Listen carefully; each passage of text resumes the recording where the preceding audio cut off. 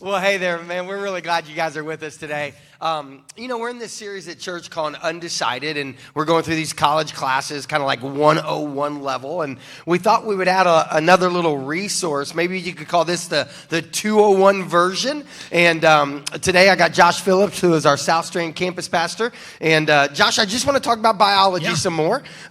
This weekend, we talked about biology and life, and we hit some things that from the philosophy of evolution just a little bit into really what creation, the way we see it in Scripture.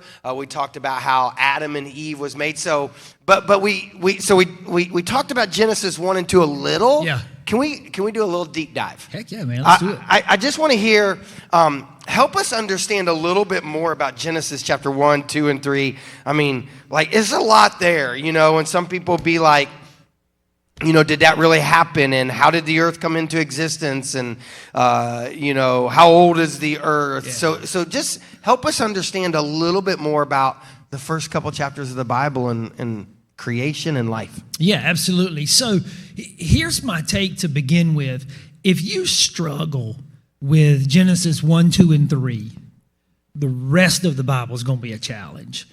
There's so much. You can call it content, you can call it, evidence, whatever you want to call it, information that takes place in Genesis 1, 2, and 3 that really sets the stage for the rest of the Bible. Mm-hmm. And I would even go so far to say if we struggle to really grasp Genesis 1:1, the rest of it's going to be a challenge. Because, the Bible starts, in the beginning, God created. Yeah. So I'm left with, okay, I hear you saying he created. How did that happen?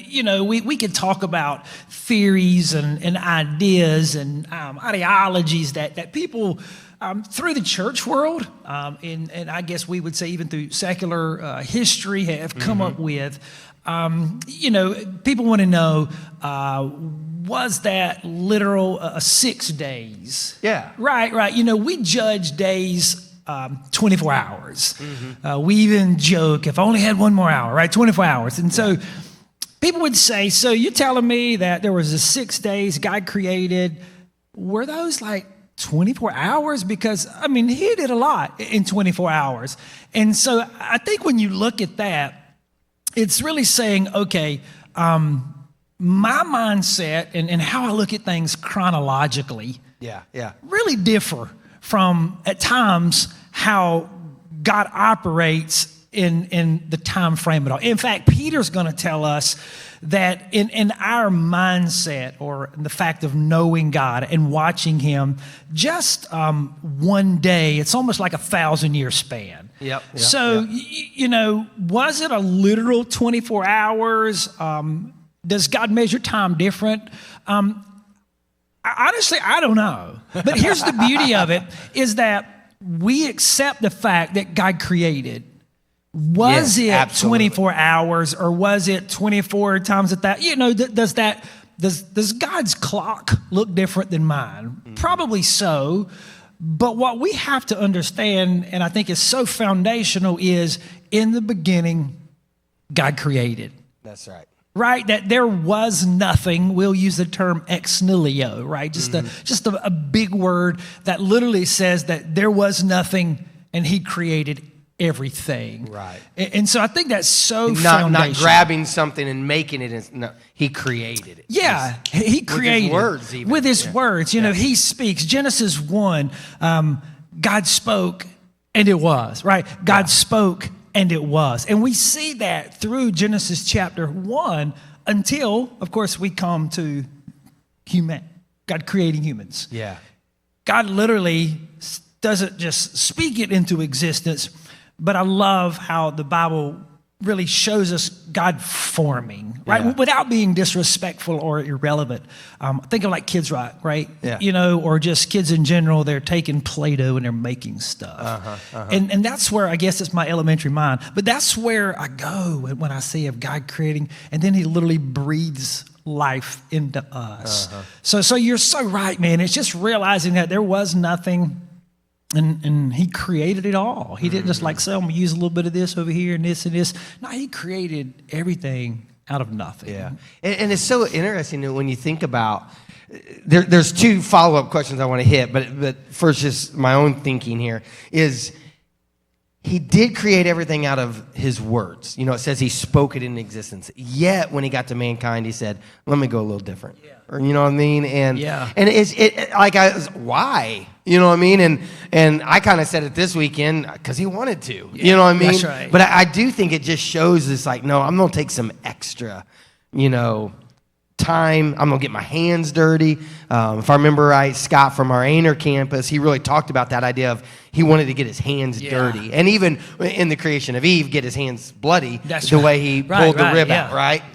So we can talk about, like, God was, like, personally involved in the creation, all of creation, but especially in man and woman. Right? Now, going back to just those 6 days of creation where the sun came, the moon came, the trees came, the water came, all that. So for clarity's sake, like, it could be, some people would say it was 24-hour literal days, day 1, day 2, day 3, and on the 7th day God rested.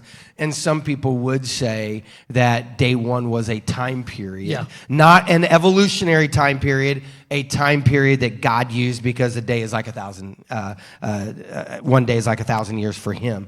And I think it's important for our church to hear this. We have guys on staff and gals on staff who believe it was 24 literal days or literal hours. We have people on staff who believe it was time periods.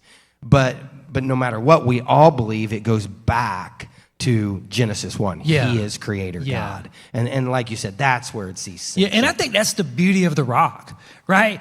Having the vastness of a team and even people who will sit in our campuses every single week that would say, okay, even to be a little more specific, Earth is X amount of years old, right? Some are going to say this is an old Earth. Some are going to say this is a new Earth.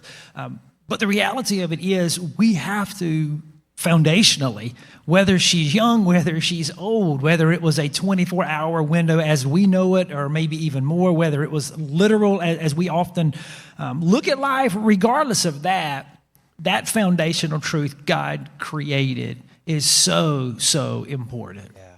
And let's flip that from whether that's 6,000 years ago or 600,000 years ago, why it was so important then, and why is it so important today? Why is it important today that you just had a new baby? I'm sorry. You just had I did. Your family had a new baby. Your son had Tracy a child. Out like that. Yeah, you and Tracy didn't have a baby. But you're a grandpa now. That's right. Right? Why is it important for your grandson, Manny, to know that he is a creation of God? Yeah. And not just a human being that came onto this earth? Why is Genesis 1:1 important to us today?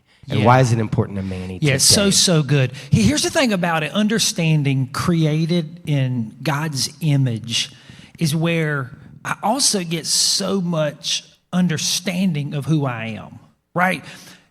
Because I'm created in God's image, I personally, Manny, you, humans, we get our level of morality, we get our level of reasoning, we get our level of ethics out of knowing that I've been created uniquely. Psalms 139, I love Psalm 139, especially verse 14. It talks about how we're fearfully and wonderfully made. Some translations opt to use the word complex. Now, at times, as a guy, I look at my wife and say, she's a little complex. I can't understand her. You do know we're recording this. Yeah, but I was going to say this. There are times when she most definitely looks at me and says, boy, is he complex, right? But I think there's so much more to that verse than guys don't understand girls, girls don't understand guys, right? When I look at that, I get that knowing that how the heart beats, that's complex. Yeah. Right? How Yeah. blood naturally flows through my body, how that my brain operates, how, there are muscles in my body, all of the complexity of who I am, which is rooted in God created, right? And so understanding that, and especially Genesis 1:27, that I was created in his image, out of that, I become an image bearer, right? Yeah. If I don't get that God created me as an image bearer, then the rest of our world is going to really struggle to find what God really looks like. And I know can be kind of crazy, but when people see me as an image bearer of God, they should see what God's level of ethics looks like. Yes. God's morality, what does that look like? God's level of reasoning, God's kindness, his mercy, his goodness, his grace. If I don't flesh that out, they struggle to see who God is. And so that's why I think it's so important for me to teach, my grandson and even my boys to this day that God created you, and he created you, as we stated, he created you on purpose, and he created you for a purpose. Right. And when you live in that purpose, fleshing out that purpose, you really understand the joy of life. I think that's where it's rooted, man. Jesus said, I've come that they may have life. That's right. And they may have it more abundantly. There's no greater joy than fleshing that out as an image bearer of God. Yeah. That's so good. That's so good. And I think that is the reason it's so critical that we understand Genesis 1:1. That we can look at all the days of creation and all that, and we can look at it philosophically, ideology. We can look at it from a faith perspective, but it comes back to the concept of I am created by God, and that changes everything about my life. So, hey, I appreciate that. And I hope, for those of you watching, I hope you've enjoyed this little Biology 201 with Josh and Josh. But, hey, thank you all. And if there's anything we can ever do for you at The Rock, we're here for you. And we look forward to the next time. Thanks.